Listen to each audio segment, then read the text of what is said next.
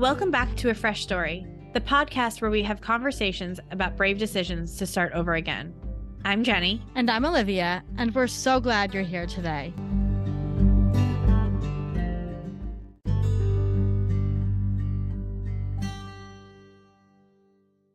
Hello, hello, hello, sister. Well, hello there. How are you?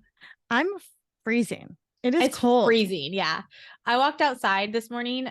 You were up with the kids at the bus stop, and I was going to go meet you. You guys were in the car, and I was going to meet you, and I was going to walk, and I got about a quarter of the way there. It's a tenth of a mile. It's not far. And I said no, and I turned home. It was too cold. The only thing I could keep thinking is it should be cold in February, whatever we're in New York. So I'm glad it's cold, but it is really cold. Yeah. So we're both bundled up. Jenny has taken to wearing a turtleneck sweater with a sweatshirt over it, like she's some sort of Martha Stewart in the Hamptons. But yeah, with a silk scarf wrapped around my neck. Very Diane Keaton. So this was a really special episode, I'm going to say, for us to record. Yes. This is a person. So Chaz Thomas is somebody we've had in our life since I was 5 and you were 3. Yeah. And he is probably one of the most brilliant people that I've ever encountered in my life, truly. Mm-hmm. Just and modest. We're so modest. Freaking humble. I couldn't he's yeah, and then I was when we talked to him, he was things. I'm starting a new job as a data analyst, and it's like, oh, that's what you do? Because we just knew him. I mean, I knew that he had a job, but I know him just as a brilliant artist. Yeah. But also he's a data analyst at big companies. I mean, so he's also an incredible reader, all these things. He talks about it. There's a lot of things he's done in his life that he just casual mentioned it. We're excuse me, come again. But he's also, so he is an incredible artist. His art is beloved by so many people. He's shown in galleries. He has such a unique perspective on art, and we get it. We talk a lot about his art and where that came from. Yeah, I think a lot of his art is not triggered, but is comes through nostalgia. Yeah. And I actually think that our recording was pretty interesting because I think it really tapped into our nostalgia for this place that we all grew up together, the school that we all went to together, and how it was a very special place. And even though it has its flaws and its troubles, it really did perform in a way for a lot of us in a very important role in our lives, including Chaz. And he has such a positive view of that place. It was so sweet, beautiful to see it through his eyes. Yeah. And he the interesting thing, I think you related a lot to this, Jenny, was this duality, right, of he is incredibly creative and artistic, but also has the brain for engineering and math and data and all this stuff. So it was a beautiful, honest conversation, and we were so happy to chat with him. And he's been a huge, just such a great friend in adulthood too, to have somebody. And when I was getting separated, he reached out, and he was raised by a single mom, and he just said some things I will never forget. And it was so sweet. And so we hope that you enjoy our conversation with Chaz, and please remember to rate, review, and subscribe to A Fresh Story so that we can keep telling fresh start stories.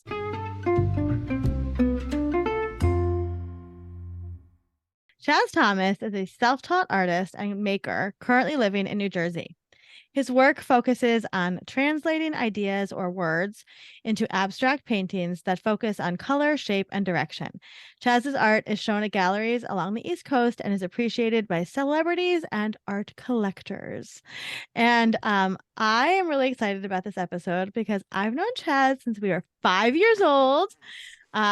We started kindergarten together, and we've known each other literally for 32 years, which is insane. It's insane. And he's just always been a bright spot in my life. Such a warm, awesome person with so many beautiful stories and creativity to share. So when he and I were chatting recently, I was like, hey, you got to come on the show and talk about your journey, because you've had an interesting journey. So thank you for being here. Yeah. Well, thank you for having me. It's been interesting watching people from afar and seeing their endeavors and projects, and I'm so proud of you both of you for how the entire Fresh Starts project has been going. And it's just an interesting business model, and it touches on so many different topics. I know obviously the divorce topic is a topic that you guys focus on, but the entire idea of a fresh start can apply to so many people in so many different ways. I'm just really excited to talk to you guys after seemingly having not seen you guys in such a long time. I know. We got to come to one of your shows. Thank God for the internet too. I know. I feel like I talk to you more than I talk to like a lot of my other friends. So thank God for Instagram. No, we are so excited to be have you here today with us. It's such a pleasure. And yes, I mean, Chaz is always like the older kid to me, so it's really cool to be having a conversation with you. But why don't you take us back to the beginning of your fresh start journey? Yeah, I mean, fresh start. I feel like I've lived so many different lives, right? Yeah. You know, starting on Long Island and going to, you know, the best private school on Long Island, my favorite private school on Long Island, and you know, that whole experience. And I feel like that was like the basis for everything, really. Then went from a private school to public school. Then went to small liberal arts college. Then restarted at another small liberal arts college. Yeah. Was playing basketball, had a fresh start there, started running track. And then all of a sudden, like, ended up just working. And so I guess as far as like where the fresh start begins, I guess if we're looking at the most recent fresh start, it's probably been with the art stuff. And it actually all started back in 2016. I think 2016. I had just gotten married, I think, and I was tinkering around with some different creative ideas, and I started making wooden bow ties. My grandma, most people don't know, is my grandma was a seamstress for pretty much my entire life, until she wasn't able to do so. She had some nerve issues, and she wasn't really able to sew anymore. But like, it was interesting because like as she was phasing out of that world, I was all of a sudden entering into her sphere of handmade crafts and was like asking her questions and like, hey, how did you do this? How did you do that? How do I sew this? How do I sew that? So I started making these wooden bow ties. And then I had an inkling like, oh, I wonder what would happen if I painted on the lenses. So I started painting on lenses, and my favorite one was a kind of a take on the Peanuts collection in terms of Snoopy and the gang, which I love Snoopy, by the way. Yeah, we do too. And so I started painting that, and I was like, oh, this is really interesting. And I was like, it doesn't look how I want it to look. I'm like, well, I need to be better at painting. So then I just started like painting on like super small canvases and started drawing with markers. And then I was like, I kind of like this painting on canvas thing. So I just started like painting on canvases, and then moved to New Jersey. And I'm like kind of still painting on canvases, like tinkering around a little bit. And then all of a sudden, the pandemic hits. Everyone's at home, not much to do. At the time, the little guy was 2 and change. And so I was like, I got to find something creative to help my brain like do something. So I picked up painting and just started like really like diving into it, trying different things, and really kind of being guided by the things that influence me, which for me, I'm really drawn to like stark colors and shapes that are like kind of like everyday. So, you know, like playing board games, like for me, board games are cool, but for me, the coolest part about board games is the actual board itself. So I've got like a whole bunch of like Monopoly series that I worked on, which are so cool. I tell you this all the time, but one of the reasons I need to make money in this world is to buy your original pieces. I have a print of yours in my room. And I want to get into it and everything like that. But yeah, tell us more kind of about your process and the color. I love the colors that you choose. Yeah. So it all kind of depends on what I'm looking at. I try to like focus on like I try to take like everyday kind of things and pull them out of their context and pull them into somewhere that's like where you don't recognize it. So like, you know, taking a side of a Monopoly board and pulling it out, right? Or like if you paint, for example, there are these little, if you look at a paint tube, there's the little stripes, which are the drawdown bars, which shows you how transparent the paint is. Some colors are really transparent, some colors are really opaque. And every time I was in Michael's or any store, I would look and I would literally spend 20-25 minutes just looking at those and looking at them. And I'm just like, wow, this is so crazy how it's just like the black and white background, white with black stripes, and then you've got the colors painted over.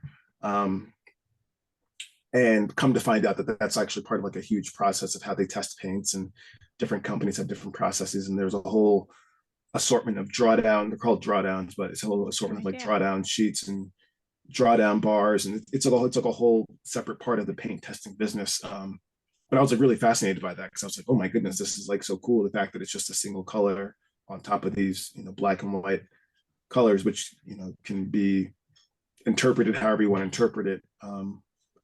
But yeah, I was just really drawn towards that process. And I was like, well, how do I recreate that process at scale? So I started trying to like recreate like a drawdown. So I was taking like, a tube of paint and squirting it across the canvas and trying to scrape it down, and trying to get that same kind of feel and same kind of effect. Because at scale, like it's always interesting to see things at scale, right? Yeah. Like you expect some things to be really small, and then when you scale them up, it kind of changes how it feels. And that's something that I think I've focused on in a lot of my pieces, including like the phone keypad series I had, where I literally so phone keypad series, let's talk about that, right? Yeah.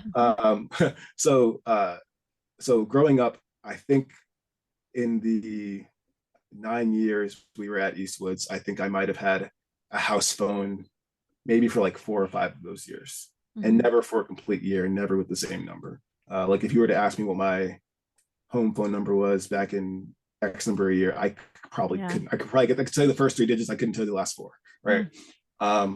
But at the same time, there was always a payphone around the corner from my house, where I always used, like if I had to call my grandma or call whatever, that was the payphone. So like I became really like aware of payphones, right? Where they are, especially like, payphones went from being 25 cents to 50 cents to $1. Like I recall those things with incredible detail, because I know what it's like to be like trying to find another quarter so I could call my grandma or something like that, right? Yeah.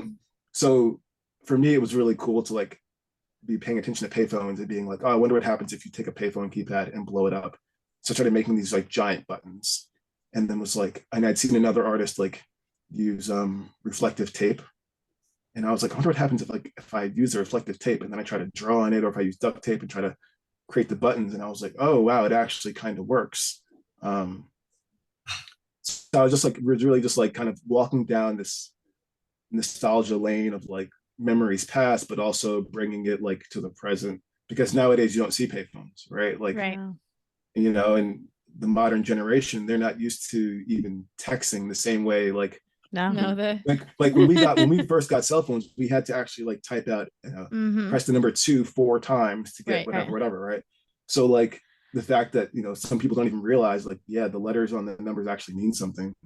Yeah. And like, and even before like we were like adults, or before we were even like born, like people would choose their phone number based on like if they could remember the sequence of like what their numbers were. So it's like, so for me, I was like, oh, okay, like I really wanted to make that. And it's just like, I think that the biggest thing that I try to do is like try to like tap into like a memory or an idea that's like semi-universal. And then I try to like bring it out of that context, and then I try to bring it to scale. Because I think that like art should speak to people. So like for some people, they'll see the phone pad and be like, oh, cool, like it's a phone keypad. And then other people will be like, oh man, like it's a phone keypad, like the one around the corner from me never worked. Or like, oh, it's a phone keypad, like you don't, like there's only a small handful in New York City. And even still, like even in living in New Jersey now, there's only a handful of payphones that you see around. So yeah, so like, I mean, I've got like a bunch of notebooks of just like random ideas. And I feel like there's so many artists who they find a niche in terms of their style or or how they create art, and then they stay in that niche, and it works really well for them. Like it's superb for them. Like I've yet to find that niche, but what I have found is that like I can still like I've been experimenting with so many different ideas that like different parts of different ideas take hold of people in different ways. So there are some pieces someone will see and be like, oh man, this reminds me of Michael Jordan on the basketball court. And then other people will see the same piece and be like, oh, it reminds me of something else. And yeah, still just learning about the art world and Yeah. Like having those conversations. I mean, I don't think I took a class after, I don't think I took an art class after taking art with like Miss Moss. Like, no, in all seriousness, like, I don't, that was probably the last art class I took was with her. So it is interesting, like trying to learn about like the whole process of exploring creativity at an age when like you're tapping into so many different things and you're just trying to like build up those creative muscles. Yeah, it's interesting. You're an incredibly curious person, right? So like you learned, I've looked at so many paint tubes and I never knew that about what you just said about the drawdown lines. And I have so many things to say. One is that I saw today, Olivia is gonna, I think she's gonna be mad that I'm saying this. A niche. I saw, they saw an Instagram post about how your niche should be like a feeling or like a result, basically. Here. It says niche down on a goal, not a market. Right. And so I feel like you've done that. Like you figured out your niche is nostalgia and like memory and childhood. I mean, I'm looking at the piece behind you, which is a Scantron, if I'm not wrong, right? Yeah, that's the Scantron piece. That's super like that like springs up a lot for a lot of us, right? Some people feel good when they see that. Some people feel anxious when they see that. You know, and so like you're definitely like you're working in that direction, like whether that means you're so multi, you know, I can't think of the word not marketed, but like your art supplies are different multimedia as anything else. Like you're gonna your niche is that solid thing. I also, like we talked about this just before, Chaz, you have a data analyst background. Is that correct? Yeah. Yes. And so I think it's really interesting. We've talked to a couple of other people. We talked to Christine Borst, who has got a PhD in psychology, and she's an illustrator. I am not in any way as accomplished as you in either direction, but I'm like a numbers person and I draw. And I can tell you that the way that you create art is very satisfying to my mind. Like I can see the precision, especially in the pieces that you've been doing that are more like the checkerboards with the color. And I see it and I'm like, yes, that feels good. It scratches an itch in my mind. And it's really satisfying. And I wonder sort of the intersection of that. And I also wonder, like, where did that come from that you started making wooden bow ties? Like, had that been something that you'd been playing with your whole life of like art? Were you drawing as a kid? Were you naturally creative? Was that something did you doodle? I can answer that question for you. Yeah. I did not doodle a single bit at all. That doodling was not my thing. I'm not that artist who pulls up a notebook from when they were 7, like I was drawing every time. No, I was not doing that. Like if I had free time, I was either playing sports or riding my bike or reading a book, right? The wooden bow tie thing came about because I was working for the city of New York. And I was like, the dress code was like, you know, required like shirt and tie. So I was like wearing shirts and ties and suits and doing that whole thing. And then one day I was like, oh, like I stopped in like Century 21 and I picked up like a bow tie and like a real bow tie, which I had only tied a real bow tie like twice before. And I was like, you know, I see people wearing bow ties, like it was spring. I was like, they're classy. I'm like, I should wear a bow tie. So like I bought like 3 bow ties because they were like $7 each. And I was like, oh, it's perfect. $20, 3 bow ties, easy. So I started wearing bow ties and I was like, oh, this is actually like pretty cool. Like it was a different form of neckwear. Like it got a different reaction from folks. It kind of made me this very serious data analyst who kind of had like a slight fun side, right? Like, oh, you wear bow ties, right? So it was cool. And then I was like, all right, well, like, I'm like, how do I take this to the next level? Because, you know, bow ties are cool. Like bow ties are cool, but like, how do I put my own imprint on it? I was like, well, what if I made a wooden bow tie? So I literally like bought like a little cheap saw, bought like a little piece of wood and like actually cut out like a hand cut wooden bow tie. Wow. And I was like, oh, I'm like, that's cool. But I'm like, but people are selling them online and they get the laser cut. And I was like, well, I can get them laser cut. It's New York City. I can find a laser cut. So like paid like $200 and ended up getting like a whole bag of wooden bow ties. And I was like playing with them. And then I was like, I wonder what happens if you like change the shape. So I literally was like tinkering with shapes and I'd seen one person do an eyeglass bow tie and out of wood. And I was like, I can do that. And then I can add like additional elements onto that. So I like got a bunch more cut and had all these wooden bow ties. that I was like tinkering with, and I was like, oh, this is so cool. I was staining them, painting them, wrapping them in fabric, like sewing the fabric, like sewing the actual elastic band myself, right? It was a whole, I bought like a mini sewing machine. It was a whole process. And I think it was just more so like I wanted to wear something quirky and like kind of nerdy and like kind of creative that was pretty like unique, right? And like I started wearing like the I remember like the first day I wore it, I was like in my head I was just like, this is so cheesy. People are gonna think I'm such a nerd for wearing this. And I'm wearing it, I'm like on the subway, and some guy's like, yo, that is a sick bow tie. And I was like, oh, thanks, man. And like I think I sold like 20 of them, maybe, like, which is pretty cool. I was like, oh, it's nice. But then I was like, okay, well, at scale, this is really complex because it's taking me like 2 hours for each bow tie. Like, I'm only charging people like $40, and I'm just like, this is not reasonable at scale. No. So then I was like, okay, like, let me. So that's when I started like doing the painting. And then the painting kind of like took over because I was just like, oh, like the bow ties are cool, but like the painting is where I'm having the most joy at, right? Right. And yeah, so and then it kind of just led me to like playing with different styles of painting and techniques, and the whole precision based hard edge measuring precise painting.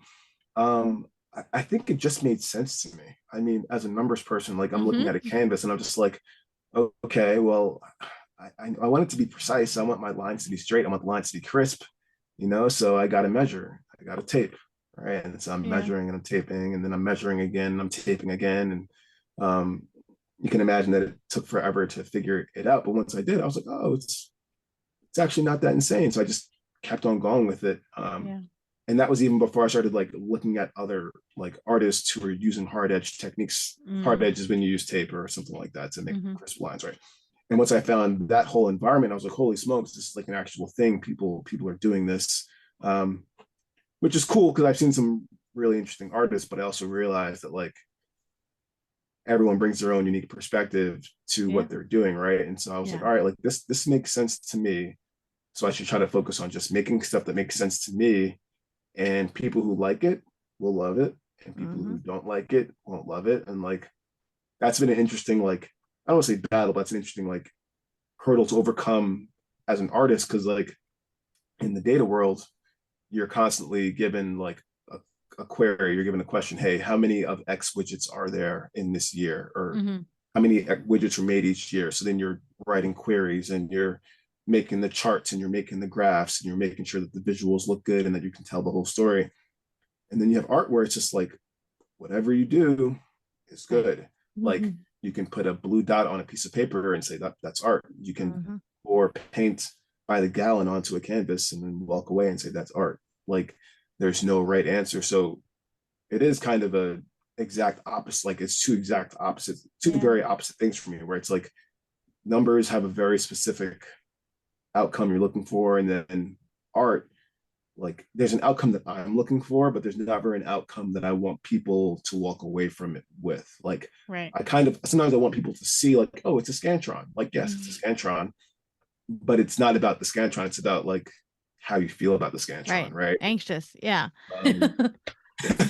So it's definitely been a process of just like growing and trying to just like mature as an adult through art, which is an interesting way to think about it. It's trying to just be like, oh, okay, like art, is a vessel, right? And I've had so many different vessels, but art's just like the current vessel for how I'm gonna grow and mature in this time period. So.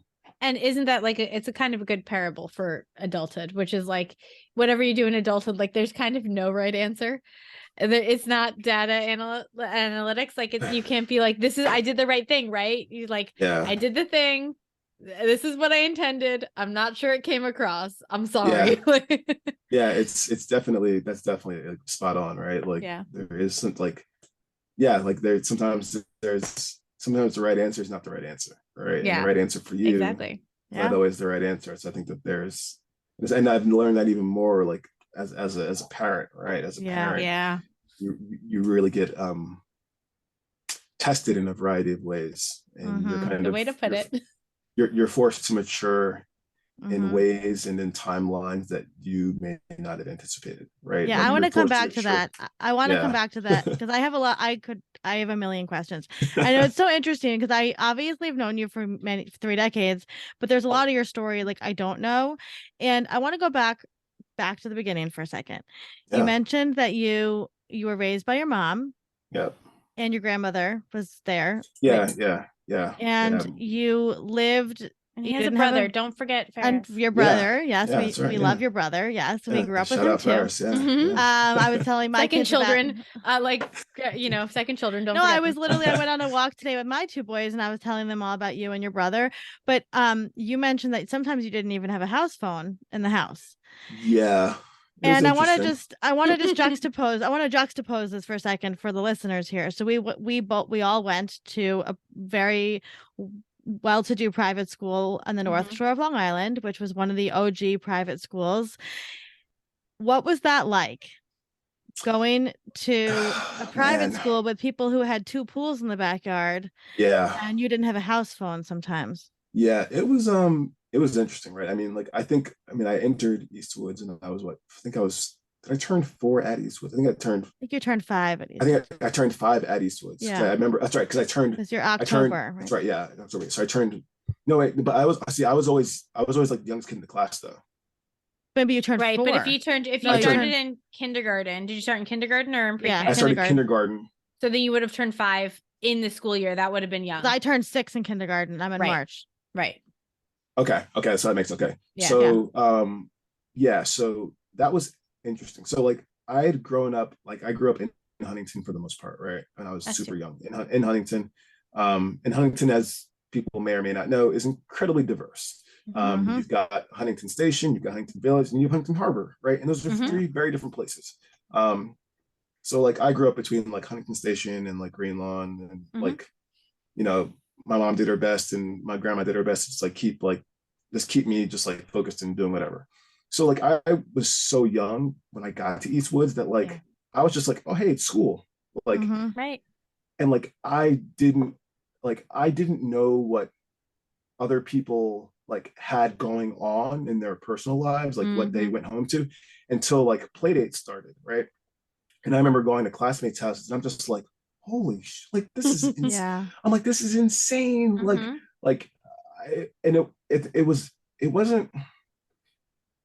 It wasn't mind-blowing, right? It was more so it was oh, okay, cool, this is what other kids have, and this is what other kids do, and this is how other kids vacation, and this is how other kids spend their summers, and this is what other kids do in their free time. Some kids have piano lessons and hockey lessons, and I just go home. And it was interesting, and a credit to classmates, credit to teachers, credit to parents. I don't think anyone ever made me feel less than, right? No one ever made me feel Chaz, you can't go to Chaz's, or Chaz can't come, or Chaz can't do this. I think everyone was kind of just he's a classmate, so make it welcoming. And so that, it's interesting, having been in school with you guys for 9 years. Those 9 years were so formative for who I am today. Because nothing really phases me, nothing really intimidates me. I'm not oh wow, this is such a great, right, interesting. It's cool, people have money, some people come from lots of money, some people don't come from lots of money, and it's not a bearing on who they are as people or how they operate. That's just a function of just a lot of stuff you can't control. So it was always interesting, just being in those 2 worlds. And there came a point when I was old enough to understand the difference and to see the difference, and to also just understand that that's just what it was. It never hit me and was oh man, these kids are so much cooler than me. I was no, their parents just have a lot of money and my parents don't. Okay, cool. What time is the soccer game? Right. That was kind of how I went about looking at Eastwood, looking at school and looking at everyone, and credit to kids in our class. I think there came a point, I think people not knew, but people we're old enough to understand that like not everyone lived the same life. Like Right. I think that when you're young, you're just like, oh, we're in school together, we're all the same. And then it's like you can become older, it's like, oh, like there are different challenges that you observe other people having, and you're just like, oh, you become aware of these things, right? So yeah, I mean, how was it? It was, I'll say this, I wouldn't be who I am as a person if I hadn't gone to that school. Yeah. I wouldn't, just academically, it set me on a path that was, you know, whatever.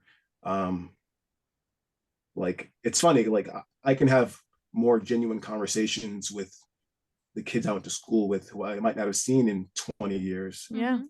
than I can have with someone who I might have known in the past 5 years. Yeah.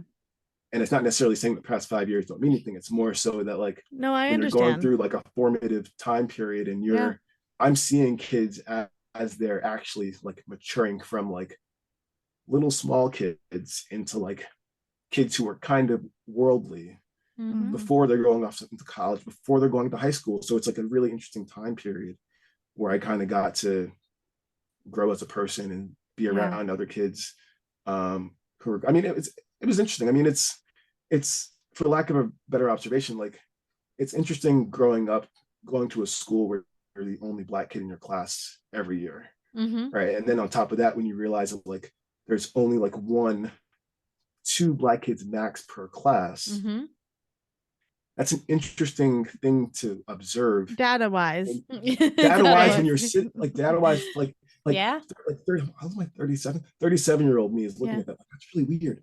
But then when I was like going to school, I was like, wow, like going to school. Like I remember, it's funny. I remember going to gym class and seeing like the kids who were like just above us and being like, wow, those kids have basketball games. Oh man, that's so awesome. Like I looked forward to so much of like the daily rigors of school because I knew that if I took care of what I take care of in the classroom and on the courts and being a good person there, that it would work out.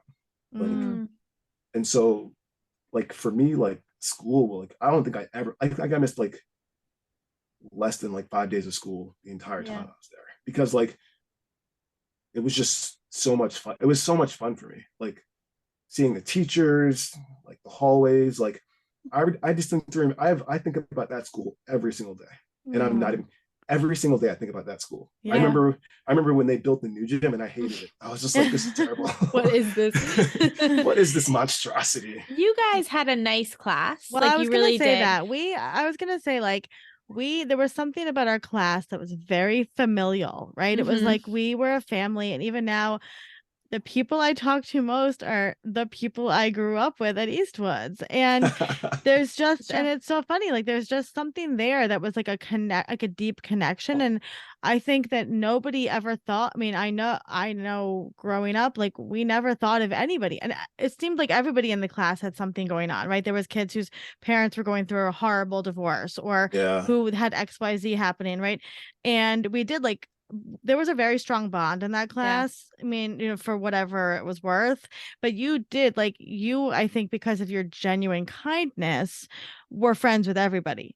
So like, you know, you definitely had, I would say like a positive experience. Like I thought in that way, because you were never like a shit stirrer type of like, you know. Yeah. It's just, I also am I'm a realist. Like I also realize that like, there was no room for me to be a fuck up, right? Right. Like objectively, like because like you know, sure, Chaz is a nice kid and like does his work and all that stuff, but like reality is like if I punch a kid in the face, like I'm probably getting suspended, if not expelled, right? Right. And like I know, like, and the thing is, like I'm at the time, like even though I was aware of what could happen then, like I think I was so aware of it that I also knew like I really can't. There was never a need for anything like that to happen, even with on the field. I was gonna say, who did you want to punch in the face? No, I'm just... Well, you know, it's funny.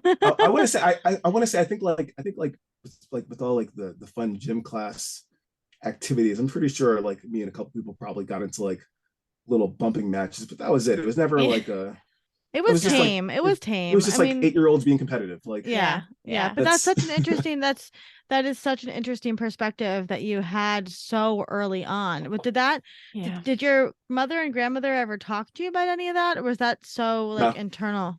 No, I think a lot of that was from just like my grandma. Like my mom was like stern, but she also was stern. She was more stern with my younger brother than me, because she kind of like knew that like I was just gonna be fine. Like I think I just didn't want to disappoint them, because I knew like it was so interesting. Like I remember one year Eastwood sent my mom the bill, right? And no, just for full transparency, Eastwood's covered my tuition every year that I was there.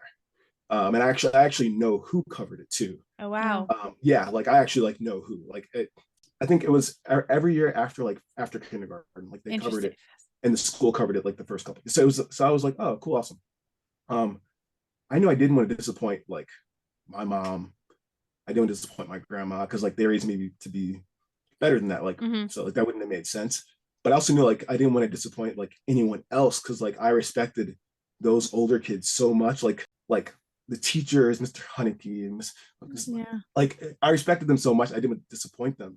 So I was just like, all right, cool. I got to just like go to school. I get to go to school, hang out with kids, play some sports, go to gym class, have a 2-hour bus ride to read. All right, I'm good.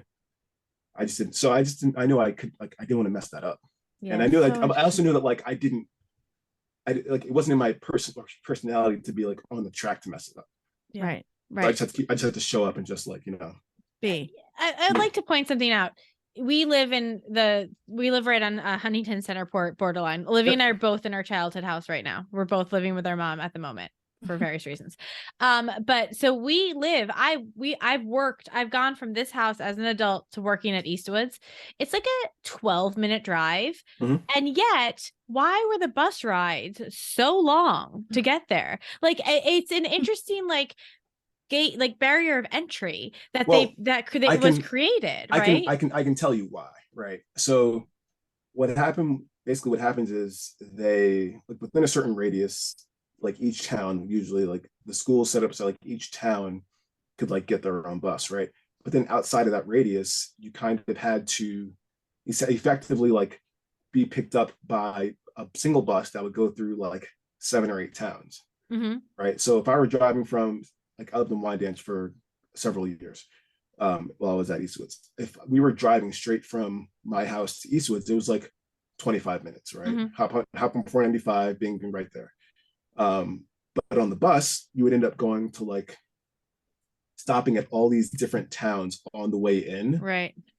And it was just like, all right, cool. Like school started at 7:30. So I'm on the bus at 6 o'clock in the morning and getting there at 7:20 with 10 minutes to spare. I mean, it's funny, like, as much as it was like a drag, it also allowed me to like, I remember in 2nd grade, I read like 60 books that year. Yeah, you were a big reader. Because I was on the bus so long, I was like, I'm just gonna read all the time. It's just, it's such an interesting thing, because like we were like the far away kids, like all of us, like as if, and as a kid, you're like, I guess I'm far away. I don't know. That seems to make sense. And then as an adult, you're like, I didn't even listen to 3 songs when I was driving there. That's crazy. And so it's just such an interesting, and so many of the kids lived right sort of at the doorway of the Lloyd school. Harbor, right? Yeah. And so it really was, it created this sort of like almost like barrier, and like made it, I felt very far away.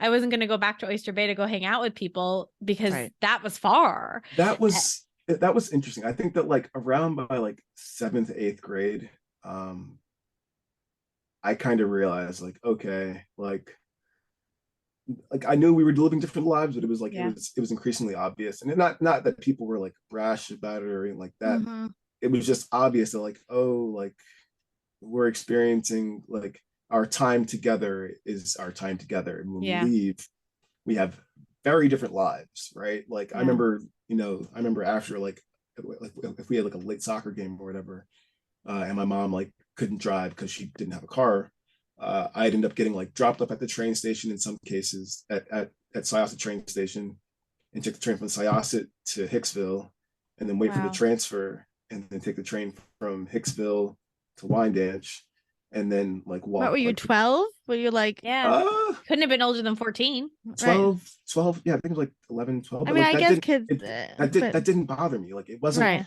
I think that I did what I had to do because that was what I wanted to do. Like I wanted to be at Eastwoods. I wanted to play the soccer. I wanted to play soccer. Like I wanted to, you know, play varsity. So we're getting home late and all that stuff. Yeah. And like it just was right. And it just like, yeah, it would have been great if my mom would have had a car every night, and like the game's over at 5:30.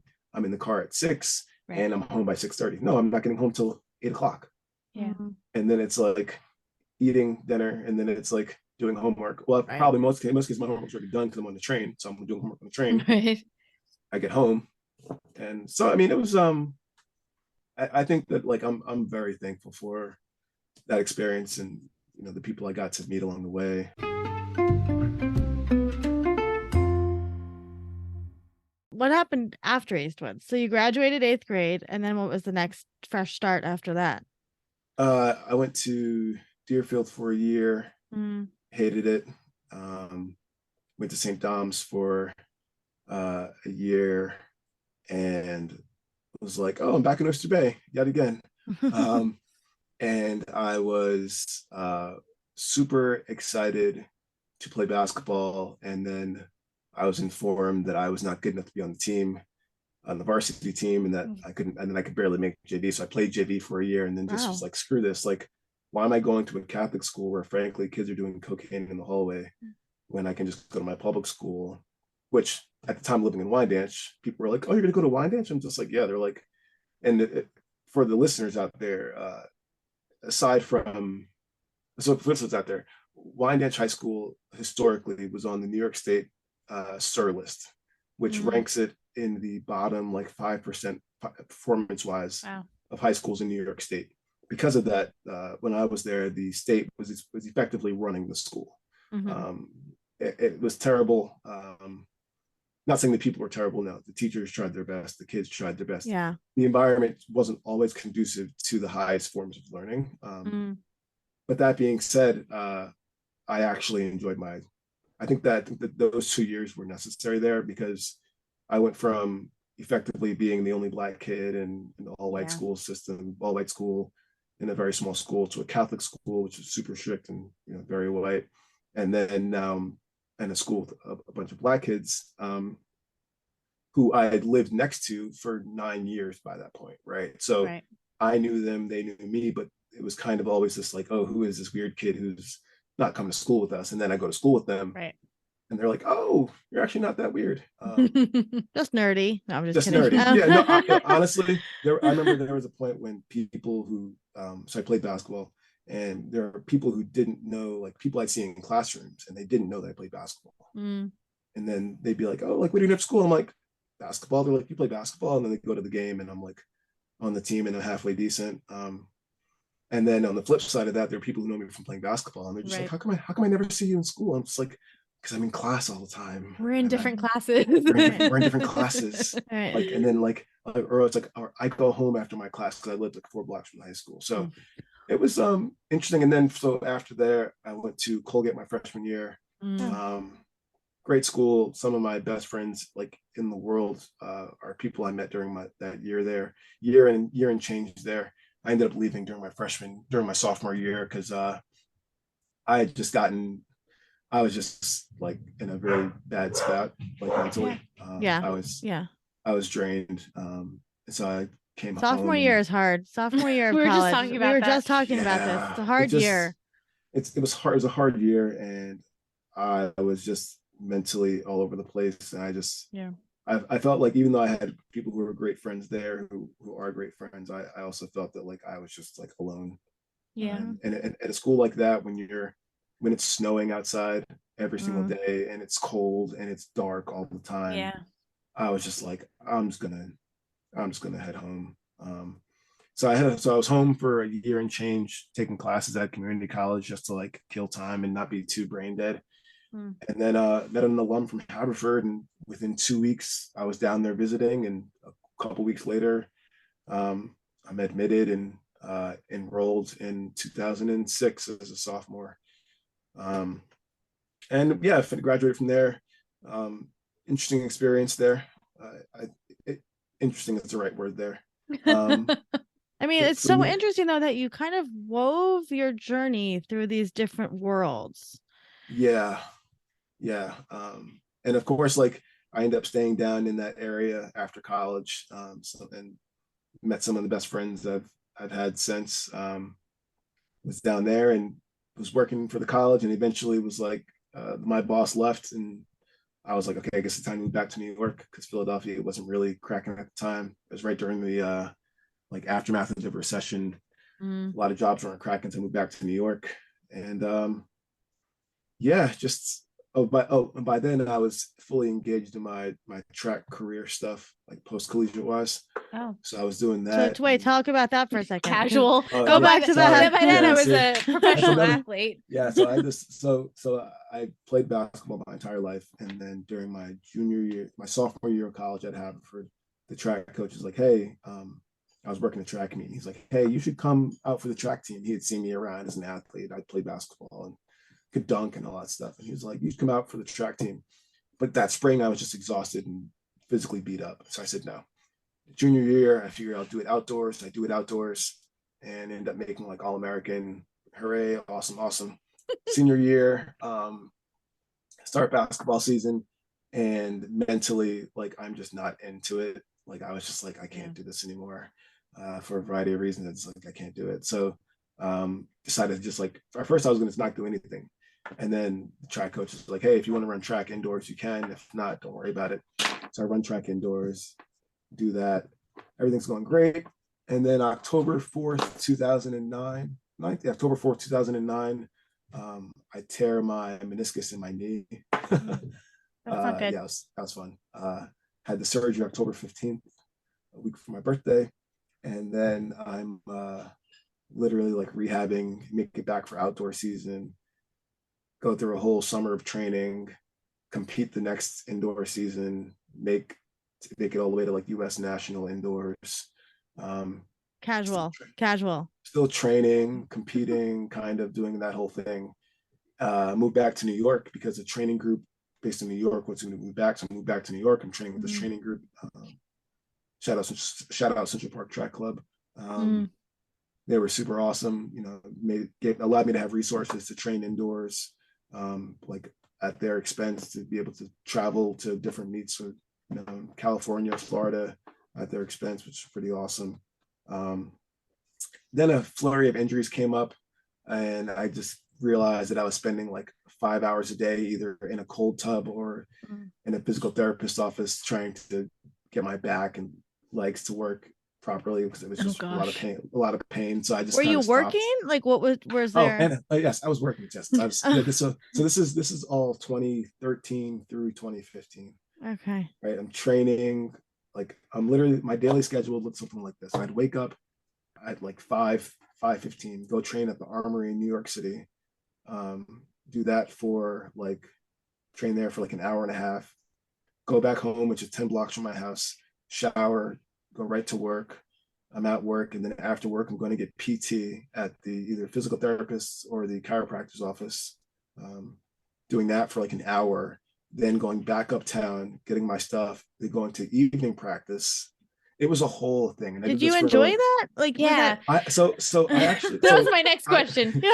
So for me, part of it was the routine of it, right? Because I love the routine of just like being able to, like, just being an athlete. Like, there's something special about like having, like, being an athlete. And when it was good, it was good. Like, I was pretty close to qualifying for the 2012 Olympic trials. So I was like, in my head, I'm like, oh, I'm right there. There's a bit more training up, and it just didn't come together how I wanted to. And I was still competing and was doing like okay, but I could feel that like things were like slowly like an inch off here, an inch off there. They weren't coming together. But I was like pushing through. Like, I had a great training group. I had a great coach. And they were like, hey, listen, like, you're right there. Just hang in there. It'll click. And then eventually like my back and legs, the pain in my back and legs got really bad. And I was just like, I can't be spending 5-6 hours a day rehabbing just to not make like certain events. And so I was like, all right, cool. 2015, I stopped training. And yeah, and then of course I got married and I wanted to talk about that for a second. So wait, I have one thing to say though. That was the routine that you had your whole life, basically, since you were old enough to start sports at school, right? So more or less, right, 5th grade, 6th grade, something like that at Eastwoods. Yeah. So you had kind of been used to it. It was always like home. Your routine was like work and sport. So it must have been very jarring to give that up and to be like, to give up that piece. It explains where the art comes in, right? Because that sort of comes into play in around that time a little bit to fill that space. Yeah, I mean, there's definitely something to be said for like not being able to quote unquote go to practice, but having a practice, a place to go, right? I love that. Because like, yeah, like you're absolutely right. There is a level of like one's identity which is tied up in being an athlete, for good, for better or for worse, right? You know, you spend your whole life training for something, and that's part of your routine, like it's part of your identity. You know, it's funny, like I've met people and they'll be like, "Oh, you're Chaz. Oh, you were the athlete at such and such." And I'm like, yeah. Like long time ago. And so you're right, though. There is something to be said for that routine and what that is and what that means for someone.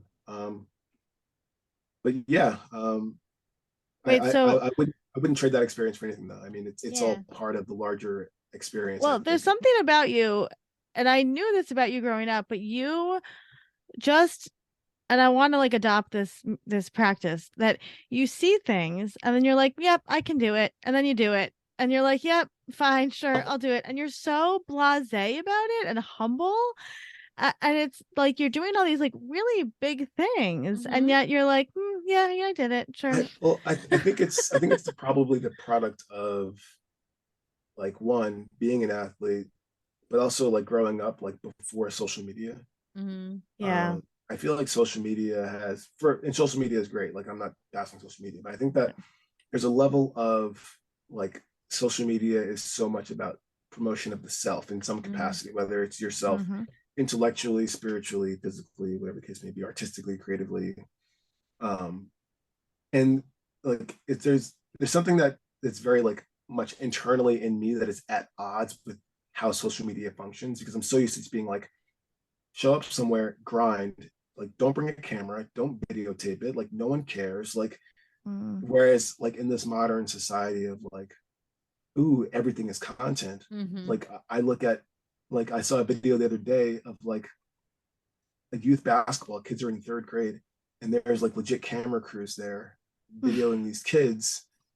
And in my head, I'm just like, you kids aren't even gonna like basketball in 2 years, let alone like you're being ranked by recruiting services. I'm just like, this is like, I remember in 3rd grade, I was just happy to like dribble a basketball and like have fun. And I'm like, all you thousands of kids who think you're going to the NBA in the 3rd grade because you're ranked number 1 in your class, sorry, buddy, it's probably not going to happen. Which is so interesting, though, because part of your art is showing your process. Yes, I hate that part. Yeah, but it's such a fascinating part. You do a good job. And you do a beautiful job at it. So before we get into that, I want to just ask a question. So for listeners, Chaz's wife is one of the most beautiful women that I've ever seen. She is gorgeous. I like stalked her, no joke, on social media. And now I'm friends with her and I've never met her, but we're like, she's like my hype woman. Yeah, I know. I'm gonna come to arrange a thing. But how I just so she's beautiful, but her energy is beautiful too. But how did you meet her? And like a little bit about like kind of how did you weren't raised in a household with with marriage. So how did you kind of come to that decision to get married and start a family? And that's a big fresh start in life. Yeah, no, that's definitely a qualify as a fresh start.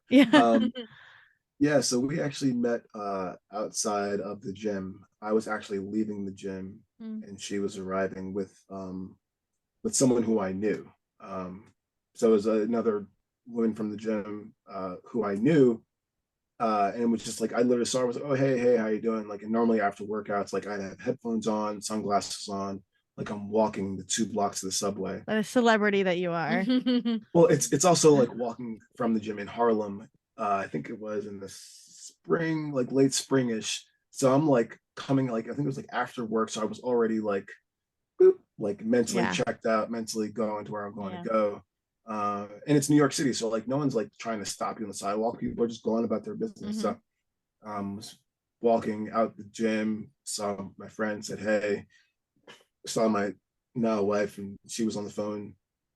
So I said hey to, like we just exchanged highs. Like she was like, oh hi. I was like hi, and that was it. Like, and then a year later, I'm at that same friend's birthday brunch, and my now wife walks in, and we're having separate conversations. And then I've heard something that she was talking about, and we just started like having conversation. And so yeah, so we got married late in 2015 actually, and then had the little guy in 2018. Yeah, he's not little anymore. He's not. How I love to ask this question because I'm a creative person and I have kids, obviously. How has becoming a father impacted your creativity and like that intersection of creativity and parenthood? Oh man, how has it? Well, it's funny. I think that for me, like I try, and I do a terrible job of this, but I try not to be on my cell phone, and I try to like around him, and I do a terrible job of it sometimes because like I'll get caught up in something, and or I'll Google something on a whim because I'll have a creative spark. I'll Google something, and then I'm like Googling things, and I'm looking at images and reference things.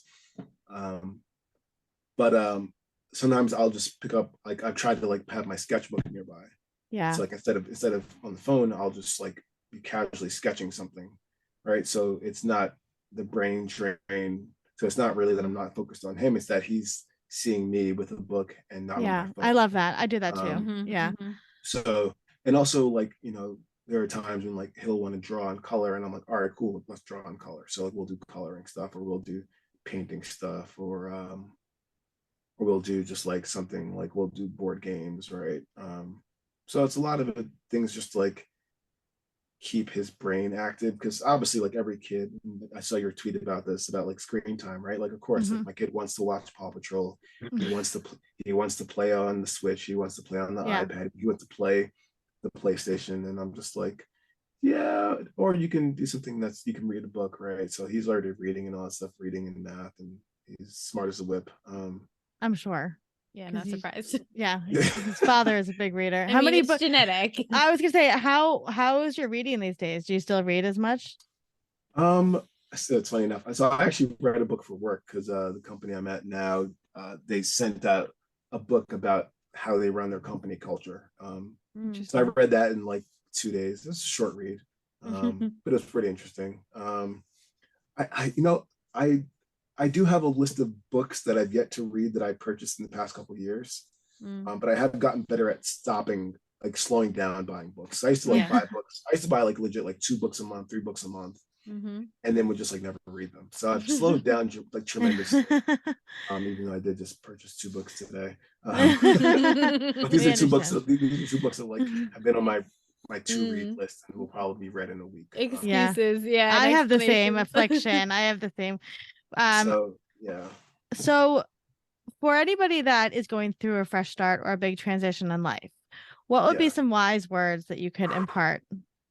Wise words to impart. I think that different fresh starts call for different things, right? Sometimes a fresh start requires you to jump in feet first, and to kind of throw caution to the wind, because in the end, like there is no right answer about what you should or shouldn't do. You just have to do, right? Sometimes like if you're wondering like, oh, should I start this career, that career? Like sometimes you just have to just start the career, because like you have to just do it sometimes, right? I think that when it comes to like, you know, new ventures or hobbies that you're wanting to explore, like go out and buy that paint set, go out and buy that rug, like the rug making kit, right? Go out and buy the yarn to knit, right? Go write the first chapter of the book you want to write. I think that like committing time for hobbies and skills and things like that if you're trying to make a fresh start there. I just think that you have to incorporate those things into your daily schedule. And, you know, as every habit book says, you know, like 21 days of it, 30 days of it, 30 days, 30, like 30 for 30, right? Like 30 days for 30 minutes. And like, eventually you kind of start to build up that, like that reflexive muscle, so that it's not, that way you overcome that dread really quickly, right? I think that's the biggest thing is people are like, oh, I want to be a painter. It's like, well, okay, we'll go paint.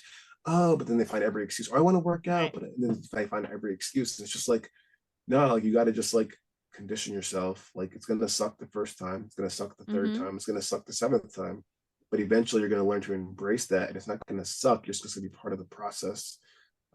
As far as like big super life shifts, right? Moving cities and things like that.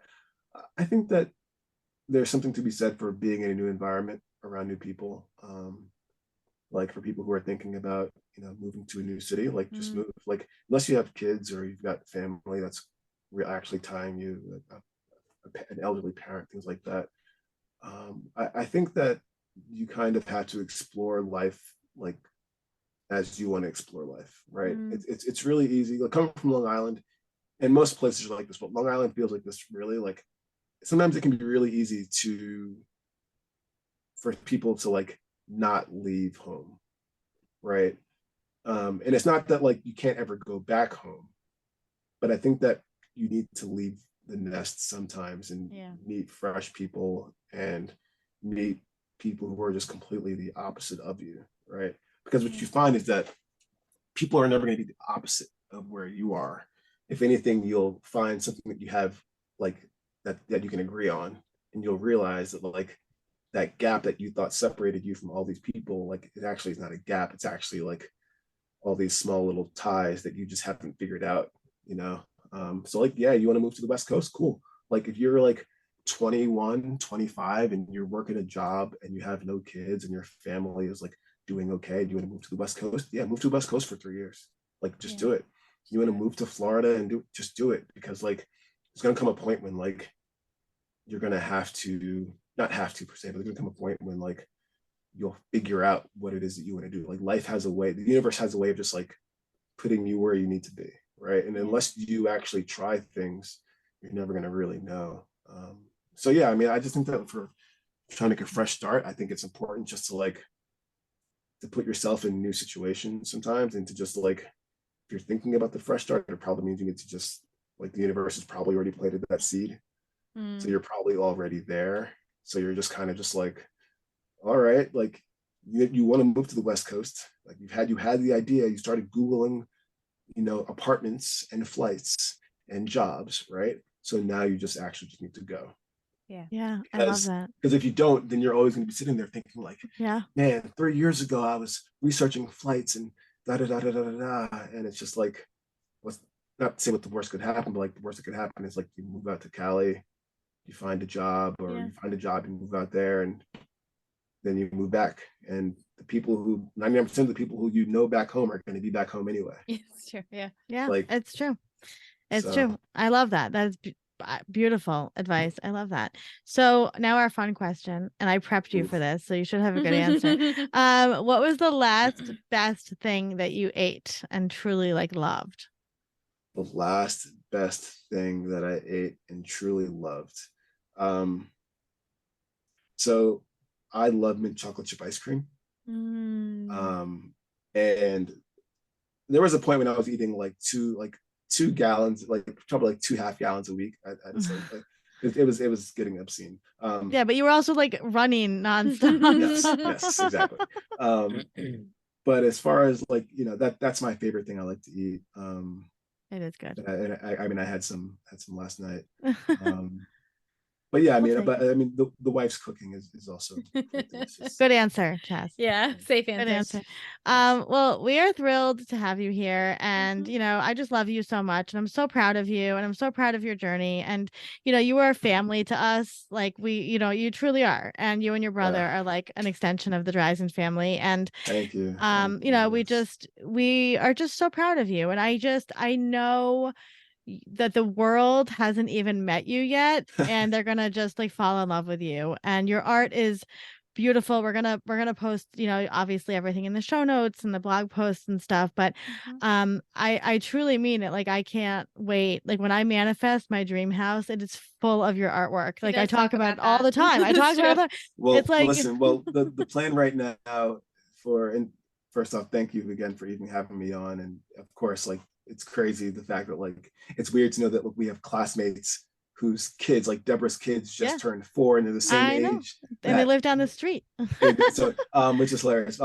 But thank you again for having me on. And, obviously I'm sure you'll put stuff in the show notes, and hopefully the plan this year is to have, to be attending several New York City shows as an actual artist and not just a guy showing up at the event, which I will be sure to, post about and make sure that you're aware of. So we'd love to see you there, and I'll try to come out to Long Island. I think I might come out there at some point anyway. So we'll definitely. We'll share everything. Well, we want the world to see your beautiful art, and it is. Thank you. It is so unique and one of a kind, and the I'm so glad we had the chance to talk about your art and like the story behind it, because it is just comes from such a beautiful place, and we're just so excited that we had the chance to talk to you. So thank you. Thank you.